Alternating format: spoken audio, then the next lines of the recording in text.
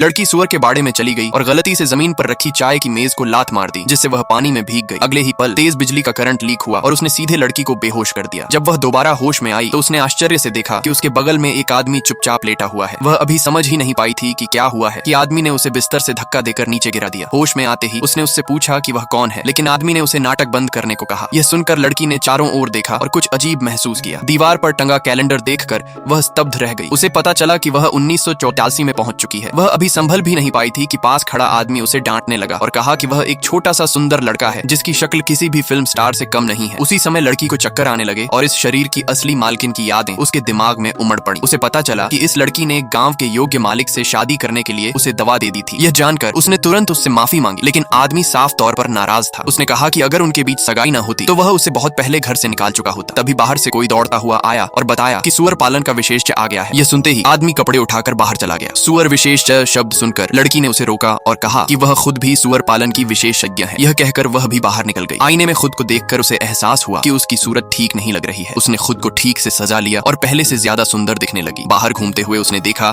कि पड़ोसी के सुअर बहुत दुबले पतले हैं। 21वीं सदी की सुअर पालन विशेषज्ञ होने के नाते वह पास जाकर देखने लगी। पड़ोसी ने उसे छिपते देखा तो समझा कि वह चोरी करना चाहती है और उसे भगा दिया। तब उसे एहसास हुआ कि इस शरीर की असली मालकिन की गांव में खराब छवि थी। इसी बीच आदमी भी वहां आ गया। उसने तथाकथित विशेषज्ञ को देखा जो गांव वालों को कच्चा मक्का खिलाने की सलाह दे रहा था, जिससे सुअर बड़े नहीं हो रहे थे। गांव के सुअरों को बचाने के लिए लड़की आगे आई और सबको बताया कि उसके पास ऐसा तरीका है जिससे सुअरों की भूख बढ़ेगी और वे मोटे ताजे हो जाएंगे, लेकिन किसी ने उस पर विश्वास नहीं किया। आदमी ने भी उसे तमाशा न करने को कहा। जब किसी ने भरोसा नहीं किया तो उसने करके दिखाने का फैसला किया। उसने चूल्हा तैयार करवाया, मक्के के दानों और लाल घास को मिलाकर पकाया और फिर एक छोटे सुअर को खाने के लिए दिया। सुअर ने लालच से खाना शुरू कर दिया। लोगों को संदेह था कि क्या उस पर भरोसा किया जा सकता है। कुछ को लगता था कि वह कुछ नहीं जानती, कुछ को डर था कि कहीं सुअर मर न जाए।